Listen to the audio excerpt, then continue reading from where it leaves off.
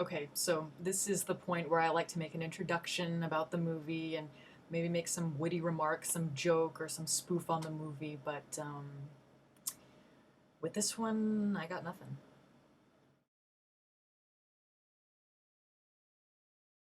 So, what is Fruitvale Station about? Well, it is a movie that is based on a true story about a guy named Oscar Grant, and a few years ago he was celebrating New Year's Eve on a subway with his friends, and he gets into a little bit of a tiff with one of the other people on the subway. And, well, okay, maybe tiff is not the right word. We'll just say he was kind of assaulted by somebody else on the subway, and eventually the police get involved, and Oscar ends up getting arrested for something he really didn't do. And it becomes this big chaotic mess, and all of a sudden he gets shot by accident by one of the policemen. And it became a big thing because a lot of people that were on the subway took videos of the whole thing, and it got millions of views, and all of a sudden it was a big controversy.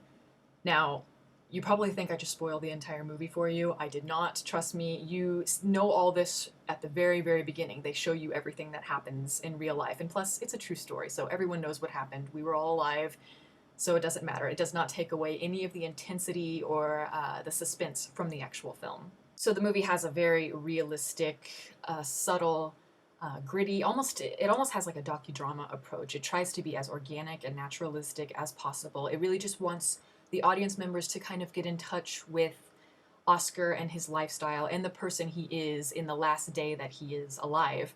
At times the movie seems almost messy, but it's not at all. It actually has a great deal of technique, and there's a lot of quality that goes into the craft of the movie. It's just kind of deceptive. It's very subtle. It's not drawing attention to itself, in other words.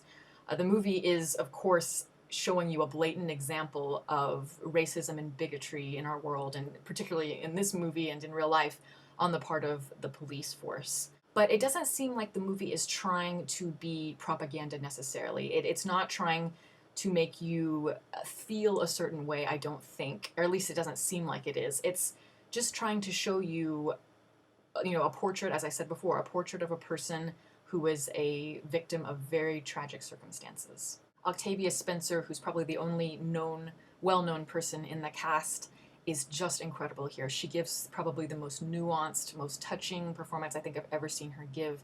She plays Oscar's mother, and she's just able to, create, a sense of caring for her son, yet she's also very honest.